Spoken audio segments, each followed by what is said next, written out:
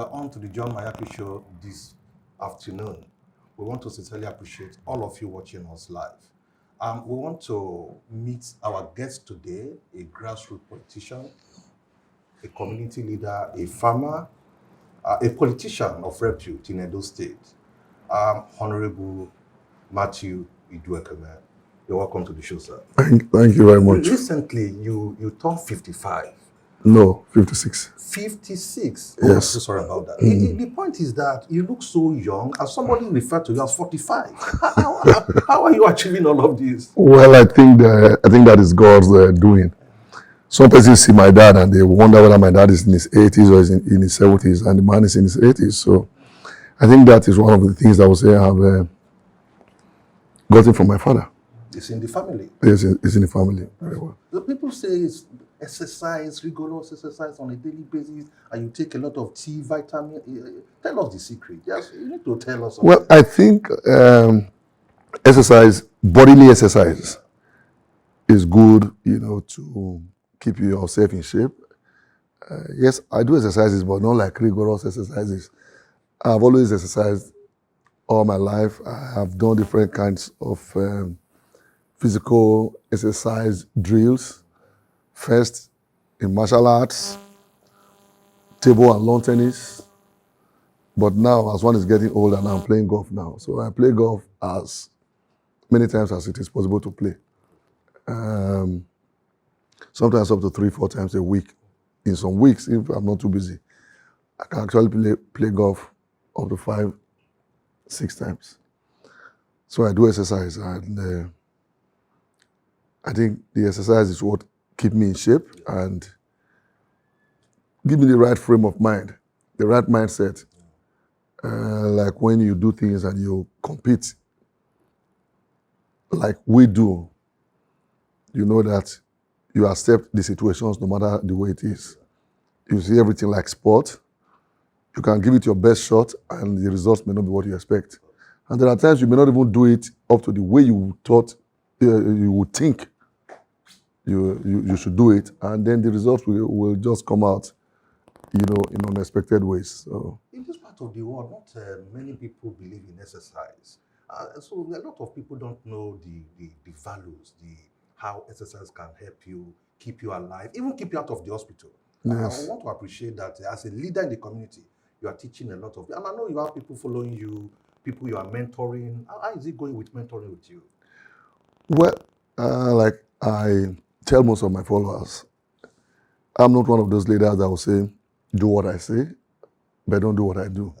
I expect my followers to see the things I do and emulate it and follow me like that. Yes, I'm not a perfect human being, but as much as possible, I strive in whatever I dedicate myself to always get the best out of it.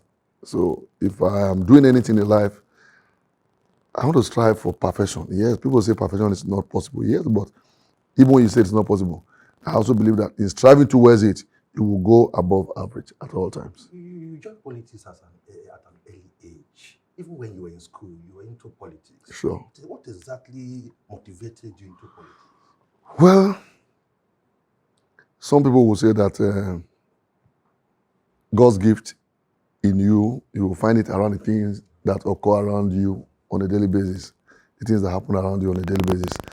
Growing up, I've always never lived alone, right from when I was young.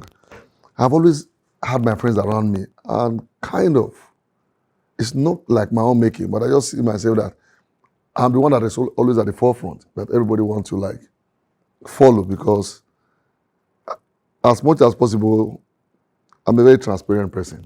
They know that I'm transparent. They know that I try as much as possible to make sure that everybody is comfortable around me. I do not believe that I should have everything alone. My life is live and let's live.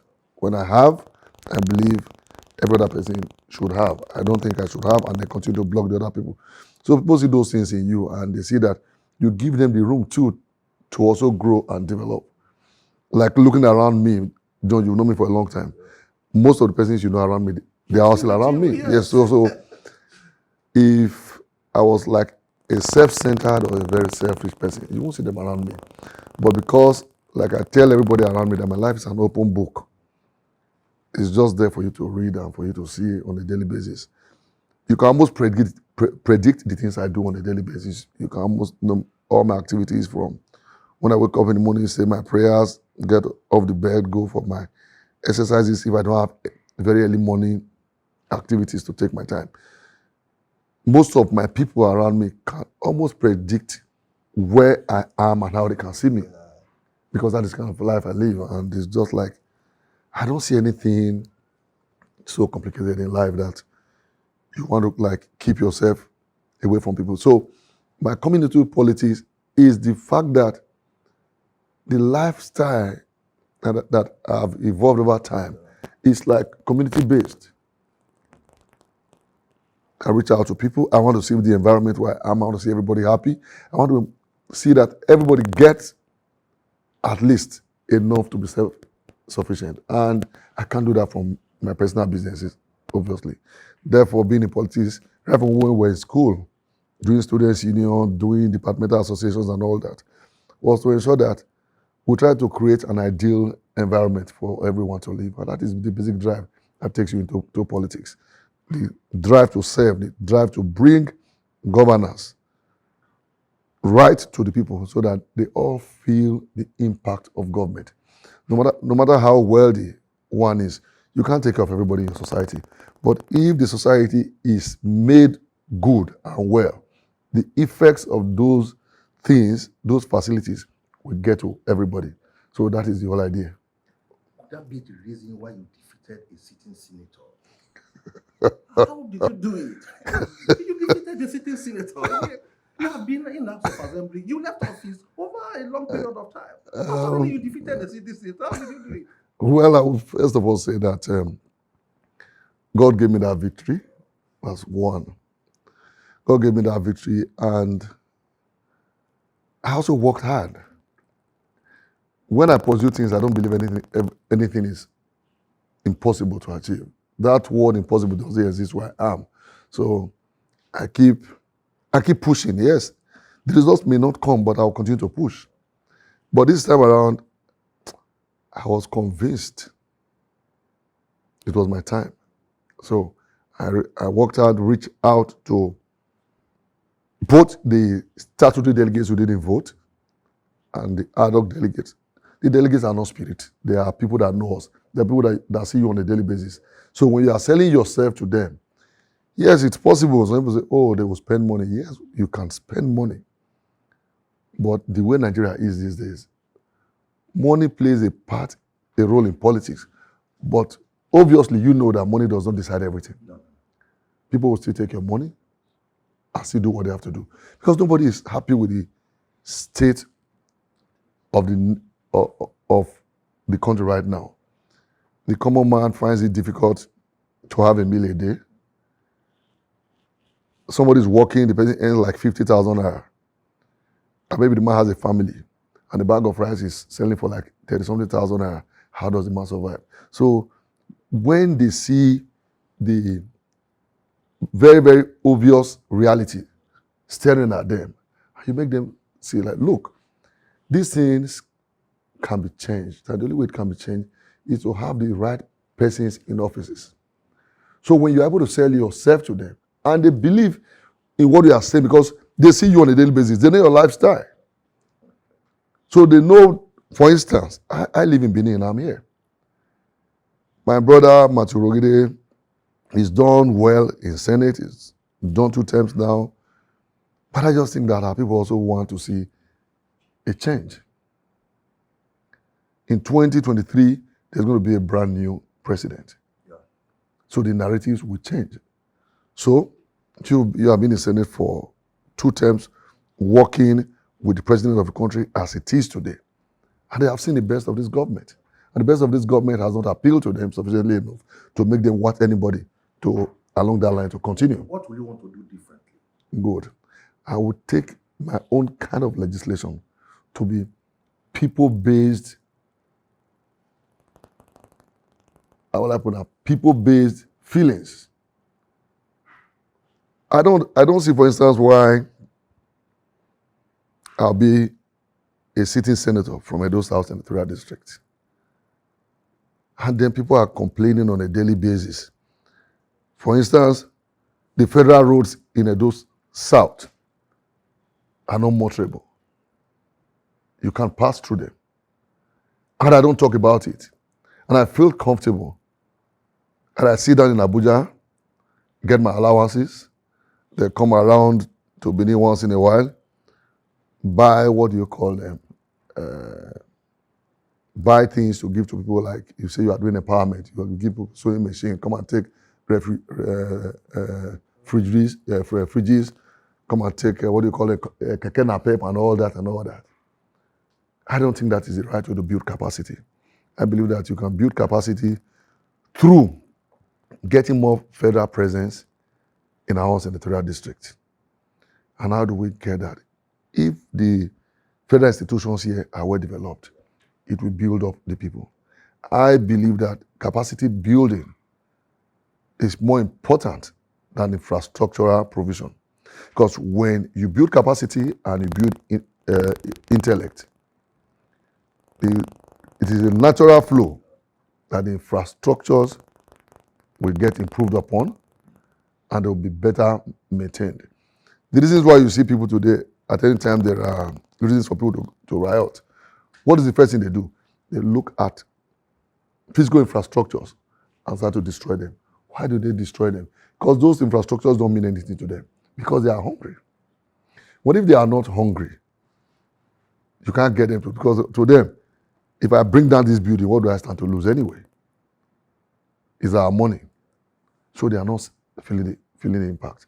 By the grace of God, when we get to Senate, we want to make the government look at those areas that will directly affect the lives of the people, not making bogus policy statements that does not transmit to anything. But people say they should allow them to continue because when you stay longer there, you have opportunity to do more things. Don't you think? You have been in the House of Assembly for 2 times. Yes. And you are not going to be a novice anyway in the National Assembly. Good. But people say, let them continue 3, 4, 5 times, 10 times. You don't believe that? Well, I do not subscribe to that. Do you know why? Some persons are quick to tell you that, oh, look, go to the United States of America. Some persons have been in parliament for 20 years, 30 years. But the institutions are different. The people are different. That is a democracy that has evolved over centuries. And everybody knows exactly where to fit in and knows what to do. I'll give you an instance. If the US Parliament today stand up and tell the United States President not to go ahead with a planned program.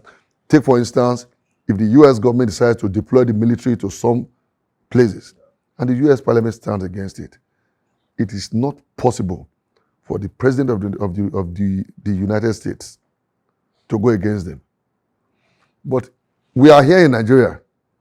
The National Assembly has presently constituted. Do you see them as a National Assembly that have been able to stand their ground in the face of government policies that were obviously not in agreement with popular opinion? There have been cases when in the National Assembly, names have been sent, for instance, to National Assembly, for clearance. And the National Assembly will turn down such names. But the persons continue to occupy those offices. And there is a sitting National Assembly, and they are not doing anything about it. We want things to be done properly in Nigeria. If we are running a system of government where every arm of government ought to play a role, that arm of government should not only play a role, should be seen to be playing a role by the people who have elected them there. As far as I'm concerned, there is nothing in this last National Assembly that has appealed to me that will make me want them to be reinforced to continue in office. Quality of life of the ordinary citizens in Nigeria has gone down, and they continue to blame everything on past administration. Of course, the past administrations, you knew there was a problem, according to you, with the past administration. So you wanted to come and solve those things that were there. and make a difference. But you came, and every day you are lamenting, every day you are lamenting, you are lamenting. So why do you think you should continue? Like I said, there's going to be a brand new executive in 2023. A brand new executive will need new brains to bring in fresh ideas on how to move this country forward. Would you want to share with us, for record purpose, some of those projects you achieved when you were in the State House of Assembly, and when you represented Edo State at the NDDC? The list is endless. Let's take it when I was in the House of Assembly. Yes, in my first term, I was the chairman. I was a majority leader. By virtue of that, I was the chairman of the Rules and Business Committee. It was my responsibility to ensure that the business of the House should be carried out as it ought to be. I ensure that the legislative businesses, myself and the committee members, not only me, we ensure that the House never had any reason. One day you were in this Benin, not to sit because they didn't have proper businesses to do. Then, outside of that, with my colleagues, I know I sponsored a lot of bills. I would beat my chest to say today that the EDSO deck, for instance, was a creation of a bill that I sponsored in the House of Assembly. I felt that, yes, there is 30% allocation given to states. There was also the need for some of that money to be given to an organization that will be saddled with the responsibility of developing first the oil producing areas in the state and other parts of the state, but to have a special focus on those areas, because the reasons for the agitation for the 13% derivation was because the areas where these oil and gas were from, the people felt abandoned, so they had to fight. So when we also came, what was the point? States are getting 13% from the federal government, and the monies are not properly channeled. So we needed to have a body that should manage some of that money. We didn't say give the whole 30% to a super deck, but we said take a fraction of it and give to this body. And you can see the effect of it today. Going around those states, when I see a super deck project, I feel proud of it because I'm the person who sponsored that bill. I was the lead sponsor of that bill in the Edo State House of Assembly. The records are there. When I was in NDDC, come on, the road to this place you pass through, now this Ubo road that you pass through to this place, it was done while I was commissioner in NDDC. That road from Obazogbe in Orion, linking it to Abudu, I started it. Because it didn't make sense to me that if somebody has to leave Ugo to go to Abudu in one local government, he has to therefore come down this way, get to the bypass, navigate again, and then face the other side before going to Abudu. But he has to go down through Abraka and then go through all those Kuala area again, go follow Agbo to get to Abudu. But when I got to NDDC, I saw that there was the need for us to just take one road from this point and take it straight to Abudu. We started it. And if you go to that place today, it makes movement within that local government easy. We awarded so many roads, we did so many solar boreholes, some are still functional as of today. We did so many solar street lights. I would beat my chest and I would stand tall to say that there was no local government area in Edo State that didn't have the impact of the Niger Delta Development Commission when I was there as the Edo State representative. At the State House of Assembly? Even the Udo Funama Road, yes. The first time it was awarded by the NDDC, that was also my idea. When you were in the State House of Assembly, you were the majority leader. And that time we hear major. What exactly? Today we don't know what is major anymore. But if you come to Edo State, you get to Ring Road, you say major. Everybody knows it's you. How did you popularize that? Well, I will also say again, the office doesn't make the man. The man makes the office. I was majority leader And being the leader of the house, I was more like the person with my usual lifestyle. I was interacting more with people. Yes, some persons have looked at me at times when they hear people call me major, like, oh, were you in the army before? Of course, I was not in the army. I would tell them, no, they call me major because it was an abbreviation for major, yes. So we just talk, but like I would say, it is the way you present yourself to the people when you are in the office. I'm sure by the grace of God, when I go to Senate in 2023, you don't be surprised that the only person that will be calling distinguished from this electoral district will also be me. The reason is because the people are at home with me. I'm not going to be in an office and then distance myself from them. You will see me the places where you see me. I will relate with the same people that I relate with.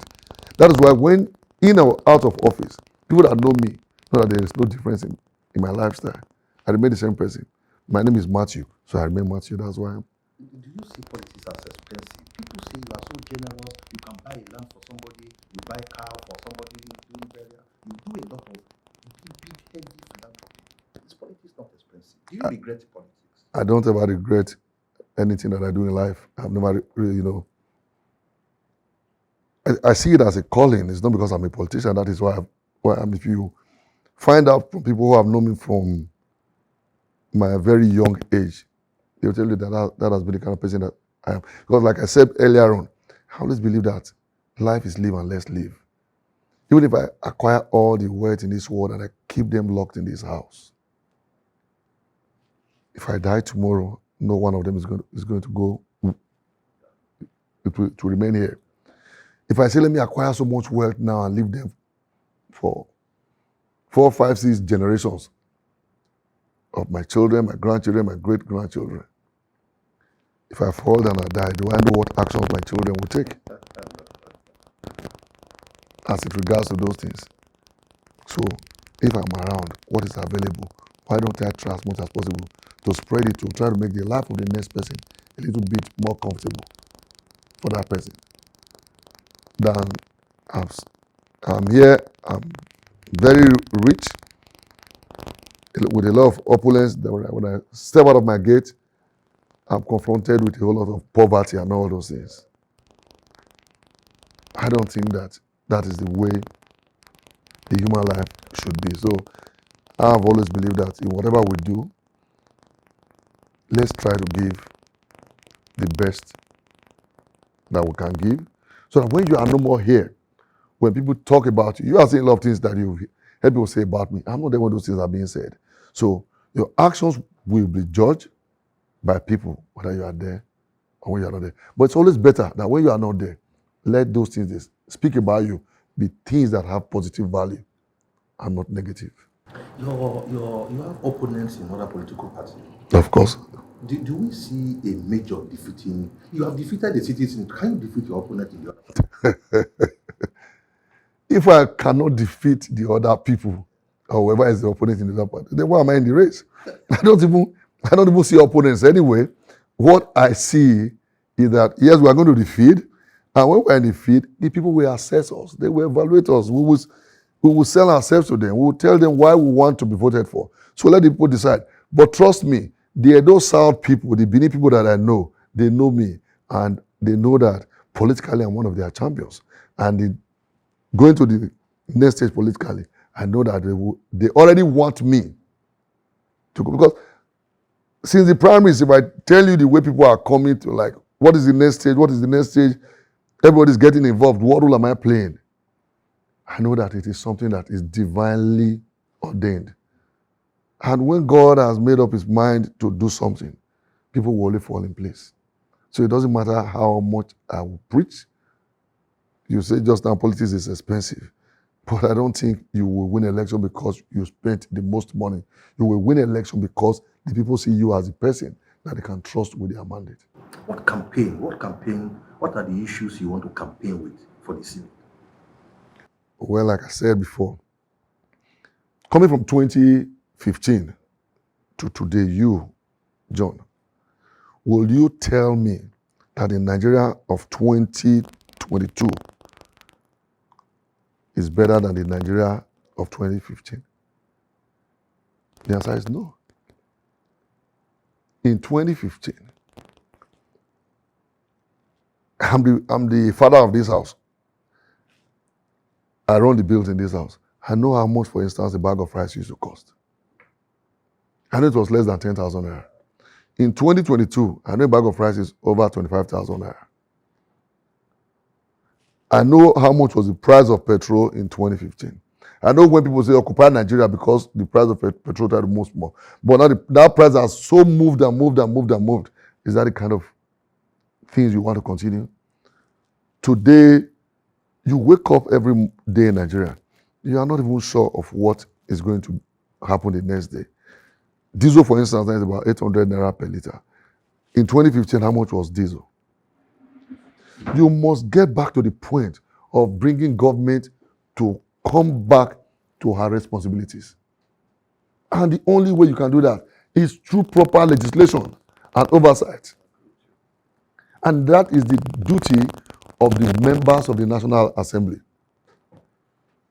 We can no longer continue in a situation where we keep hoping that things will get better. We must do something about it. Give us a sense of what you understand by Muslim ticket. Will it sell in this present Nigeria? I think that is the biggest insult to us as a nation. That is being insensitive to the other people that exist in this country. This country, whether we like it or not, is like Muslim-dominated North and a Christian-dominated South. And it must reflect in everything that we do. Yes, I'm not a religious fanatic, but I also believe that everybody should be carried along. I will support, for instance, a Christian ticket. And I will also support a Muslim ticket. It's a competence is what we need. Capacity to... Yes. Are you going to tell me that you cannot get a Christian who has capacity? No, show me that Muslim who has capacity, then I'll show you very many Christians too who has capacity too. And I know that in this country, there are Christians who can actually govern this country. President Goodluck Jonathan was a Christian. From the things he did in the few years that he was there, he did not show to you that he had capacity. I think that this country, because we are like a plural society, we must make everybody have that sense of belonging. But, you know, I'm not bothered about it. My party is not flying in most... Your party is bringing an Okowa that people say it's not popular. How do you say... Says they have won no, listen. How do you say a man is not popular? A man who was, first and foremost, let's look at who this man is. This man is a medical doctor. I'm sure when you were younger and you were writing JAM, your brain must be up there to be able to pass JAM to read medicine. Therefore, the man was a medical doctor, which means that intellectually the man has capacity. This man entered politics. This man has been a secretary to local government. He's been a local government chairman. This man has been commissioner in 3 different ministries in Delta State. This same man has been secretary to the state government in Delta State. This same man had gone to Senate to represent Delta North Senatorial District in Abuja to have a national feel. This same man has been in government as the governor of Delta State and doing well in Delta State for the past 7 years. Because the man doesn't make noise and shout like some people shout. I see in Okowa a very silent achiever. I see in Okowa a vice president who will subordinate himself to the president and work with him at the same time, adding value to that system. You see Okowa bringing the votes to the table, the South, the Southeast. Of course. And Okowa actually represents the Southeast. Well, Okowa will represent the whole South. We don't need somebody that is, you see, that is, you and I were talking about capacity just now. We no longer need somebody that is an ethnic champion. You need a proper Nigerian who is a Nigerian. Like I tell people, oh, Atiku is from the north. Why is the presidency why do you choose to put the presidency in the north? We are looking at capacity. And the way the country in Nigeria is now, what does the country lack? The country lacks leadership. And of all these persons that we are seeing struggling to be president, of this country, who do you see that possess the qualities of a leader? Atiku is the only person who can bring this country back together. Yes, he's a Muslim, but as far as I'm concerned, he's not a fanatical Muslim. Atiku is the only person among all these contestants that has a national spread across the whole country. So, Nigeria right now, as far as I'm concerned, should be governed more by merit and capacity, not by virtue of where you are from. It is that where you are from that has put us where we are. If a Barack Obama from Kenya, that they can say that is his grandfather, his grandmother in Kenya, can become the president of America, because that was what Americans needed as an attempt to reset America. And he did well. You will see the result of he's having done well. If Donald Trump came, the Obama campaign structure brought back their vice president to defeat an incumbent president in the United States. So it didn't matter where he was from, it was because the man had capacity. Right now, among these persons that are running, you also evaluate all of them. Who has the capacity to bring Nigeria as well? You know this country right now is at the lowest ebb possible, economically, security-wise, in all areas. You need somebody that can bring the country back to focus. That's why PDP is saying, we want to rescue Nigeria. And to rescue Nigeria, you need a man that has seen it all in this country. Atiku was a vice president in this country. Atiku has done well for himself by way of industry, and then he's having a perfect administrator as a running mate. What can do that? Wonderful. Thank you so very much. I wanted to continue this discussion, but this is the most we can take. I want to appreciate all of you watching the John Mayaki show live. We want to appreciate Honorable, and we want to make sure that next time we come again and have you on the John Mayaki show. We appreciate every one of you. Bye.